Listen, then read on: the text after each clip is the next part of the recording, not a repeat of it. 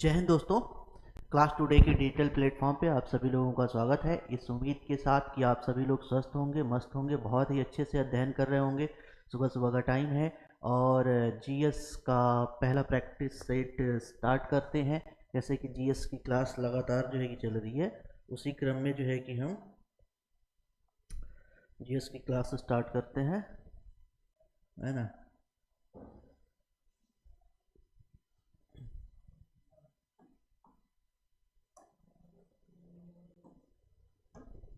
Okay, तो इसमें total जो है कि 20 प्रश्न है, 20 प्रश्न है। 20 प्रश्नों के हिसाब से जो है कि चला जाएगा और पहला प्रैक्टिस सेट है। तो फटाफट इसमें चूंकि जो प्रश्न है जो मिक्स है, मिक्स टाइप के प्रश्न, टॉपिक वाइज नहीं है। नेक्स्ट प्रैक्टिस सेशन से कोशिश करूंगा कि आपके टॉपिक वाइज जो है कि प्रैक्टिस सेशन चलता रहे, है ना। तो चलिए पहला प्रश्न स्टार्ट करते हैं। पहला प्रश्न,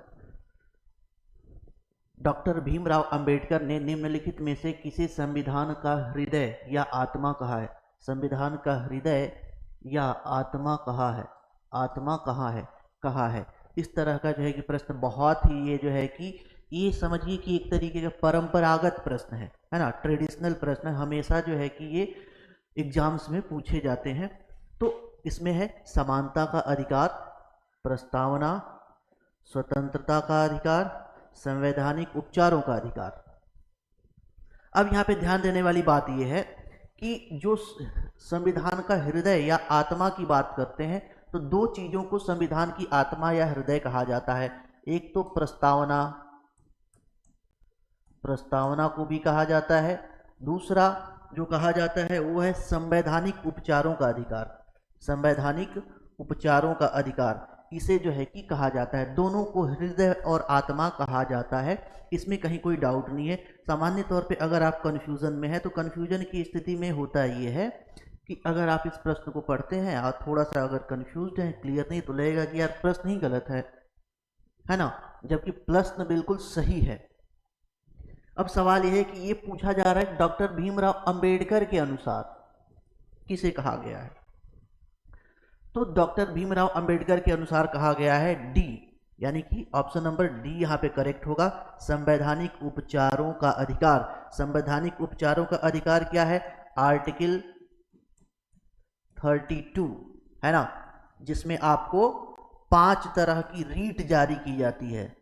रीट जारी की जाती है हाई कोर्ट या सुप्रीम कोर्ट के द्वारा रीट जारी की जाती है विशेष जो है कि कंडीशंस में, जब आपके फंडामेंटल राइट का वायलेशन होता है, किसी तरह का डिस्क्रिमिनेशन होता है या करप्शन वगैरह का कुछ जो है कि चीज़ें होती हैं, तो इस सिचुएशन में जो है ना हाई कोर्ट और सुप्रीम कोर्ट के द्वारा रीट जारी की जाती है। इसे ही कहा जाता है संवैधानिक उपचारों का अधिकार, है ना। आर्टिकल 32 ये कहा गया है किसके द्वारा? डॉक्टर भीमराव अंबेडकर के द्वारा।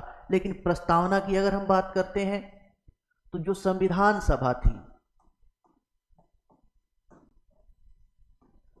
संविधान सभा,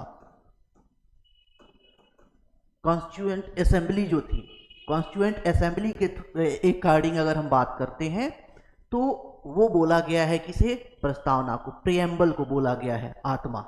ठीक है, तो दोनों चीजें जो है कि ध्यान दीजिएगा, दोनों बातों में जो है कि डिफरेंस याद रखिएगा। दूसरा प्रश्न क्या है? संविधान के किस संशोधन के अंतर्गत 6 वर्ष से 14 वर्ष के बच्चों की शिक्षा मौलिक शिक्षा बनाई गई है? अब यहाँ पे ये तो एक प्रश्न है ही, बहुत बार प्रश्न ये भी पूछता है कि संविधान में किस उम्र के बच्चों के लिए मुफ्त और निःशुल्क अनिवार्य शिक्षा का प्रावधान किया गया है ना। तो आपको दे देगा 5 से, ऑप्शन बना के दे देगा 5 से 14, 6 से 14, है ना। उसके बाद जो है कि आपका 5 से 15, इस तरीके का जो है कि ऑप्शन बना के आपको दे देगा, फिर जो है कि उसमें कंफ्यूजन कराता रहता है। तो इससे रिवर्स भी जो है कि प्रश्न कई बार जो है कि हमें देखने को मिलता है प्रतियोगी परीक्षाओं में अलग अलग, यानी कि इस तरीके से देखते हैं ना, एक प्रश्न को थोड़ा सा आप एनालाइज करके देखेंगे तो इससे कई सारे प्रश्न जो है कि निकलते हैं। अब बात करते हैं कि कब जोड़ा गया था, किस संविधान संशोधन द्वारा जोड़ा गया था। किस संविधान संशोधन द्वारा जोड़ा गया था? तो ये जोड़ा गया था ऑप्शन बी, 86वां संविधान संशोधन। किसके द्वारा जोड़ा गया था? 86वां संविधान संशोधन के थ्रू जो है कि जोड़ा गया था, है ना। जो 84 है, 84 में एक्चुअली इसमें क्या हुआ, लोकसभा और राज्यसभा के सीटों के जो है कि आवंटन के संबंध में ये जो है कि आपका संविधान संशोधन लाया गया था। इसमें 2026 तक के लिए सीटों को फिक्स कर दिया गया था। 87 में अगर हम बात करें तो क्षेत्रीय निर्वाचन क्षेत्रीय निर्वाचन से संबंधित है, निर्वाचन से संबंधित जो है कि ये है ना। ये सारी बातें हमें जो है कि देखने को मिलते हैं। उसके बाद 85 की अगर बात करते हैं तो 85 एक्चुअली ये है आपका सरकारी सेवाओं में पदोन्नति से संबंधित है। सरकारी सेवाओं में पदोन्नति से संबंधित है। सरकारी नौकरी में पदोन्नति।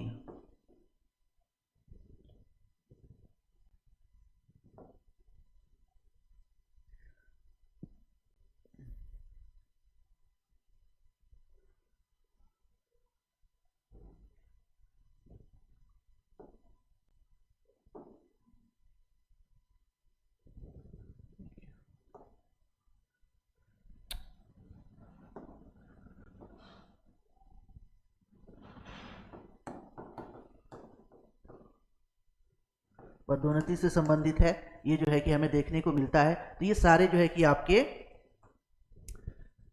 हैं। अब बात करते हैं एक बेसिक सा कि तालाब में मछली पालन प्रणाली के लिए सामान्य मछलियों का चयन किया जाता है। किस मछलियों का चयन किया जाता है? तो इसमें सार्क आ गई, तो सार्क का पालन कभी होता नहीं है। सांडिल ये जो है कि ठीक है। और जो मेन हमें पता होना चाहिए ऑप्शन नंबर डी, है ना, catlas, rohu, mrigals, commons, carps and grass carps. Next बात करते हैं प्रश्न संख्या 4। हल्के और तेज चलने वाले जहाज कैरावल को किसने बनाया था? है ना, किसने बनाया था? पुर्तगालियों ने, यूनानियों ने, डचों ने और जापानियों ने। एक बात आपको बता दूं कि कैरावल एक्चुअली एक तरह का एक जो है कि टाइप का जो है कि शिप है ना।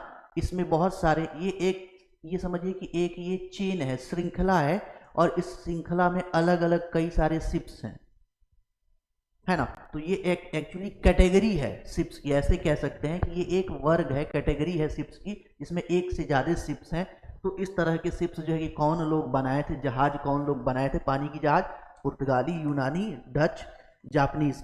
तो यहाँ पे बात करते हैं तो कैरावल बहुत ही जो है कि पुरानी पानी की जहाज की जो है कि श्रेणियां हैं, जो मुख्य रूप से जो है कि आपकी पुर्तगालियों द्वारा बनाई गई थी। ये जब विश्व में समुद्री मार्ग की खोज की आवश्यकता पड़ी, तो समुद्री मार्ग की खोज की आवश्यकता के क्रम में जो है कि इसको विकसित किया गया था, है ना। इसको 1992 में कोलंबस द्वारा यूज किया गया। सबसे पहले निन्ना और पीटा जो है कि दो इस श्रेणी की जहाज से, निन्ना और पिट्टा, ये दो जो है कि श्रेणियां थी, जिसको जो है कि लेकर के कोलंबस निकला भारत की खोज के लिए। लेकिन ये गलती से भारत न पहुंच के कहाँ चला गया? अमेरिका चला गया, और वहां के लोगों को नाम दे दिया क्या? रेड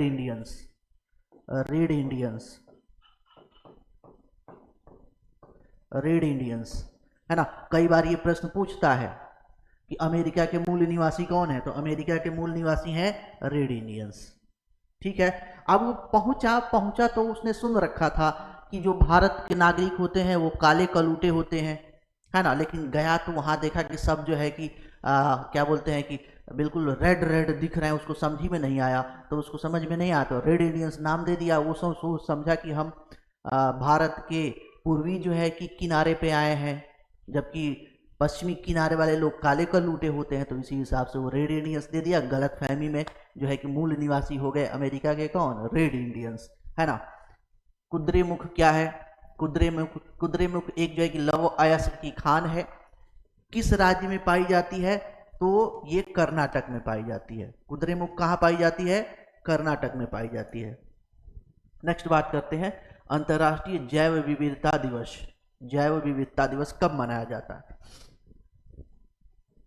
अगर हम जैव विविधता की बात करते हैं तो जैव विविधता का मतलब ये है कि डिफरेंट वेराइटीज ऑफ स्पीसीज, है ना, अलग अलग प्रजातियों के जीव एक ही जगह, उनकी जब संख्या ज़्यादा हो जाती है तो उन्हें जो है कि क्या कहते हैं, जैव विविधता से जो है कि आंका जाता है। बट वही वेराइटी बहुत हाई लेवल, बहुत ज़्यादा हो जाती है, तो यहाँ पे एक और शब्द यूज किया जाता है, hot spot. Hot spot, hot spot use किया जाता है टर्म। इसका मतलब कि एक स्पेसिफिक जो है कि जगह पे ह्यूज अमाउंट में डिफरेंट वेराइटीज ऑफ स्पीसीज, जब एक स्पेसिफिक जगह में, एक छोटे से जगह में जो है कि बहुत ढेर सारे अलग अलग प्रजातियों के जीव एक साथ पाए जाने लगते हैं, बहुत ज़्यादा, तो उसे हॉट स्पॉट जोन घोषित कर दिया जाता है। भारत में इस तरीके से कुल जो है कि आपके 4 हॉट स्पॉट जोन है ना। हिमालय हो गया, पश्चिमी घाट हो गया, उसके बाद सुंडालैंड हो गया, वर्मा वाला क्षेत्र हो गया। तो ये जो है कि एक्चुअली हॉट स्पॉट क्षेत्र 4 जो है कि भारत में पाए जाते हैं। अब कहा जाता है कि विविधता दिवस मनाया कब जाता है, तो मनाया जाता है ये आपको 22 मई को मनाया जाता है। ठीक है, आगे चलते हैं। नेक्स्ट प्रश्न संख्या 7, संवैधानिक अनुसूची जिसमें मान्यता प्राप्त भाषाओं की सूची दी गई है ना। कौन सी अनुसूची है जिसमें भारत में जो है कि भारत में बोली जाने वाली जो ऑफिशियल लैंग्वेज है उनकी लिस्टिंग की गई है। तो इस क्रम में देखते हैं तो जब संविधान बना था तो संविधान में कुल 14 भाषाएं थी, 14 भाषाएं थी। अभी के टाइम में अगर हम बात करें तो कुल 22 भाषाएं हैं। क्या है, 22 भाषाएं हैं, मान्यता प्राप्त कुल 22 भाषाएं हैं। अब सवाल ये बनता है किस में लिस्टिंग की गई है, तो किस में लिस्टिंग की गई है, तो ऑप्शन नंबर बी 8 में जो है कि लिस्टिंग की गई है। अनुसूची 8 में लिस्टिंग की गई है। 7 में क्या है, 7 में क्या है, तो 7 में सेंट्रल एंड स्टेट, राज्य के बीच सब्जेक्टों का जो सब्जेक्ट का डिस्ट्रीब्यूशन है। लॉ फॉर्मेशन के लिए, रूल रेगुलेशन के लिए जो सब्जेक्ट डिस्ट्रीब्यूशन है, यानी कि जो विषय का बंटवारा है वो कहाँ पे दे रखा गया है, तो ये दिया गया है आपके अनुसूची 7 में। एक केंद्र सूची है, राज्य सूची है और समवर्ती सूची है, 3 सूची यहाँ पे दी गई है। 9 की बात करें, 9वीं अनुसूची की बात करें तो 9वीं अनुसूची संबंधित है भूमि अधिग्रहण,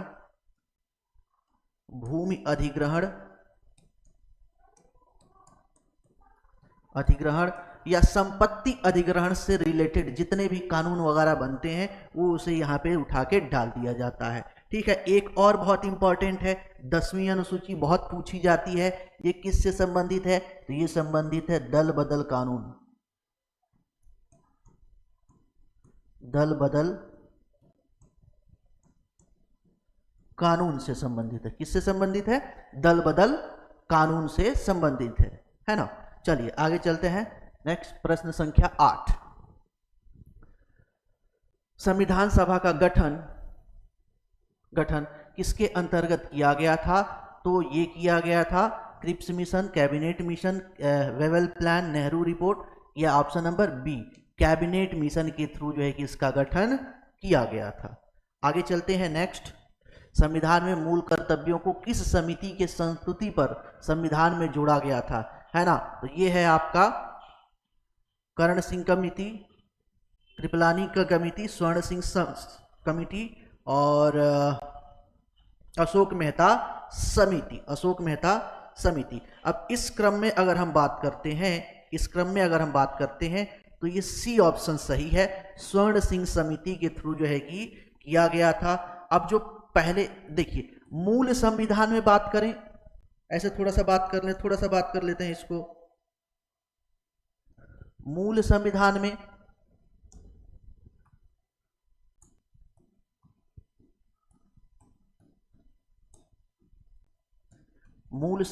में कितने जो है कि फंडामेंटल ड्यूटीज थे? तो कोई नहीं, शून्य था, कोई नहीं था, कोई नहीं, एक भी नहीं था, एक भी नहीं था। ठीक है, उसके बाद स्वर्ण सिंह कमेटी के थ्रू जो है कि क्या किया गया, यहाँ पे जोड़ा गया। जोड़ा कब किया गया था? तो 42वां संविधान संशोधन, 42वां संविधान संशोधन द्वारा जो है कि आपको 10 फंडामेंटल ड्यूटीज यानी कि मौलिक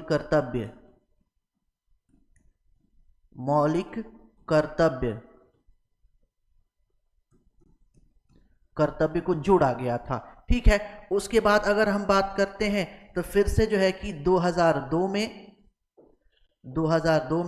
86 जो आपका संविधान संशोधन था, संविधान संशोधन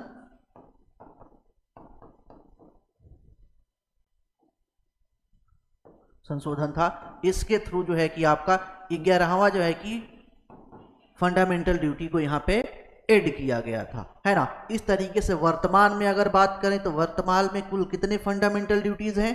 तो 11 हैं, 11 फंडामेंटल ड्यूटीज हैं। आगे बात करते हैं बांग्लादेश की राजधानी कहाँ है? बांग्लादेश की राजधानी है ढाका, चितगांव, रंगपुर, सिलहट। तो ऑप्शन नंबर ए सही है, ढाका। चलो आ जाओ 11 नंबर, नाथुला दर्रा किस राज्य में अवस्थित है? नाथुला दर्रा, है ना।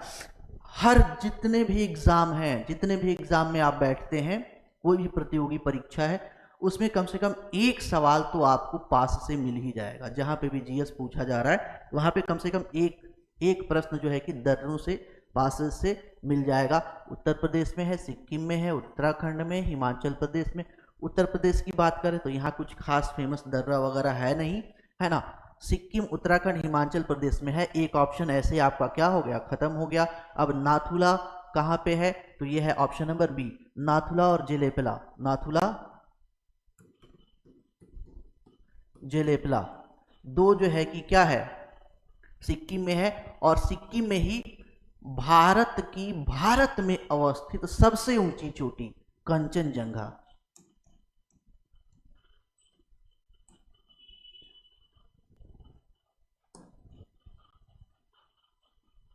कंचनजंगा है। कंचनजंगा भारत में, ध्यान से सुनिएगा, भारत की सबसे ऊंची अवस्थित चोटी कौन सी है? कंचनजंगा। कहां पे? सिक्किम में। ध्यान दीजिएगा, जेलेपला और नाथुला दोनों दर्रे कहां के हैं? सिक्किम के हैं। आगे बात करते हैं प्रश्न संख्या 12। प्रश्न संख्या 12 की बात करते हैं, भारत में प्रेस का जनक किसे माना जाता है? Raja Ram Mohan Roy, Govind Mohan, James Augustus Hicky, Vinoba Bhave. तो ऑप्शन नंबर सी सही है, जेम्स अगस्टा हिक्की। ये जो इन्हें जो है कि भारत में प्रेस का जनक माना जाता है। प्रश्न संख्या 13, जलियांवाला बाग हत्याकांड की जांच के लिए सरकार ने किस समिति का गठन किया था? अब हुआ क्या था? तो ये आपका 13 अप्रैल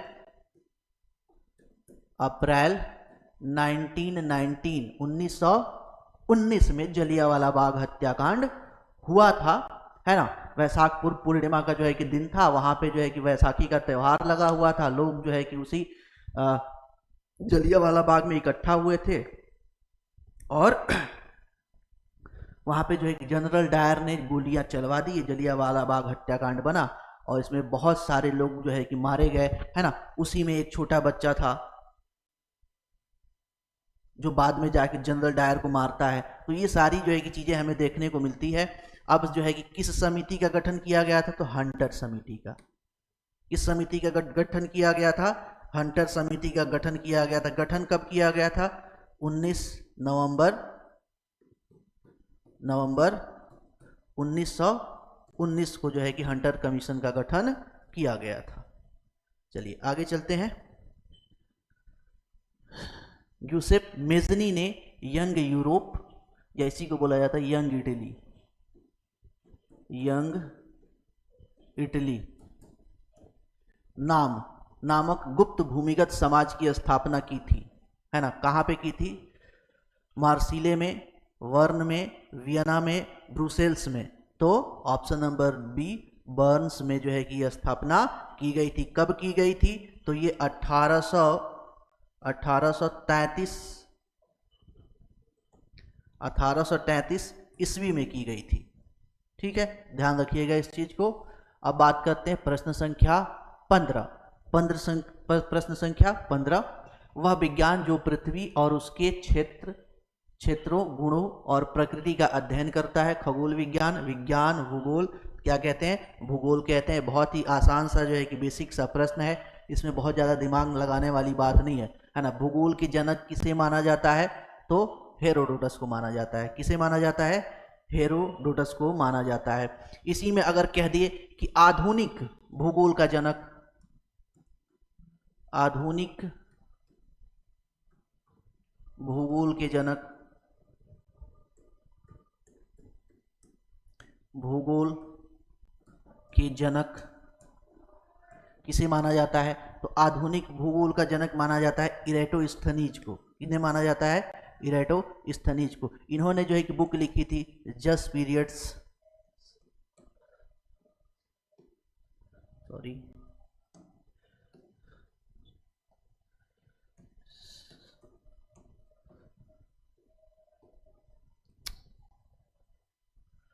जस्ट पीरियड्स,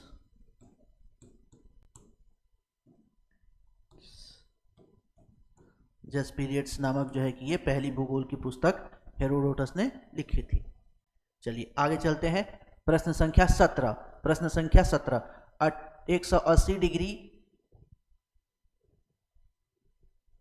180 डिग्री देशांतर को कहा जाता है।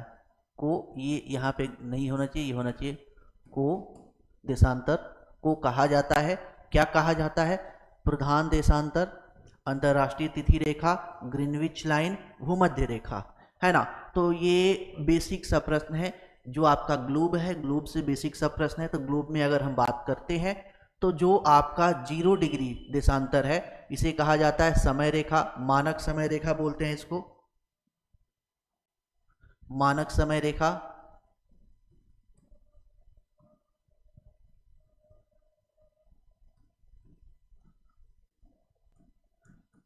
रेखा, या आप कह सकते हैं ग्लोबल मानक समय रेखा, है ना। और जो 180 डिग्री देशांतर है, लैटिट्यूड है, सॉरी लॉन्गिट्यूड है, इसे बोलते हैं इंटरनेशनल डेट लाइन, अंतरराष्ट्रीय तिथि रेखा। ये कहां से होके गुजरती है? तो प्रशांत महासागर से, प्रशांत महासागर से, प्रशांत महासागर से होकर के गुजरती है। ये बहुत बार पूछा जाता है कि अंतरराष्ट्रीय जो है कि तिथि रेखा कहां से होके गुजरती है? तो प्रशांत महासागर से होके गुजरती है। आगे बात करते हैं 18 नंबर प्रश्न, पृथ्वी के केंद्रीय भाग को कहते हैं, क्या कहते हैं? अब ये पृथ्वी है, पृथ्वी के केंद्रीय भाग। अब इसमें जो है कि एक ये भाग हो गया, एक ये भाग हो गया। पृथ्वी के 3 पार्ट जो है कि बने हुए हैं, इस तरीके से 3 पार्ट बने हुए हैं, है ना। ये आपका पृथ्वी है, तो 3 पार्ट इस जो है कि बने हुए हैं। 3 पार्ट में से जो है कि केंद्रीय भाग को क्या कहते हैं? इस वाले भाग को क्या कहते हैं? कोर, मेंटल, क्रस्ट, है ना। तो ये जो ऊपर वाला भाग है, पतला सा भाग है, इसे बोलते हैं क्रस्ट। उसके नीचे ये जो है मेंटल, जो सेंटर वाला भाग है, इसे बोलते हैं कोर, कोर बोलते हैं। बहुत ही बेसिक सा प्रश्न है। प्रश्न संख्या 19, फ्रांस की क्रांति के समय वहां का राजा कौन था? तो फ्रांस की क्रांति के समय वहां का राजा था लुईस 16, 16वां। आगे आज के प्रैक्टिस सेट का जो है कि पहला प्रश्न, लास्ट प्रश्न, अंतिम। यहाँ पे देखते हैं ना, जरूरी नहीं है कि हम 20 प्रश्न लेके आएंगे, जो है कि इसको बढ़ा के देखेंगे, 30-40 जितना हो सकता है उसने जो है कि कोशिश करेंगे। चेरो जनजाति कहाँ की रहने वाली है। ये एक्चुअली बिहार स्पेशल से प्रश्न जो है कि यानी कि बिहार जो स्टेट है उससे संबंधित प्रश्न पूछा गया स्पेशल से। भागलपुर, रांची, पटना, पलामू, है ना। तो ये एक्चुअली जो है कि ऑप्शन नंबर डी सही है। जो चेरो जनजाति है मुख्य रूप से कहाँ की निवासी है, पलामू की निवासी है। ठीक है, ये आज के प्रैक्टिस सेशन का लास्ट प्रश्न था, है ना। और लगातार जो है कि आपको वीडियो लेक्चर जो है कि मिलता रहेगा, जीएस का भी, हिंदी का भी लगातार जो है कि आपको मिलता रहेगा। आप लगातार जो है कि बने रहिए। अगर किसी अलग से किसी टॉपिक पे अगर आप चाहते हैं कि वीडियो आपको मिले तो आप कमेंट में जो है कि बता सकते हैं कि हाँ इस टॉपिक पे, इस सब्जेक्ट पे जो है कि वीडियो लेक्चर लाइए, तो उस हिसाब से आपको वीडियो मिल जाएगा। आज की इस क्लास में इतना ही, मिलते हैं आपसे नेक्स्ट क्लास में। आज के लिए धन्यवाद।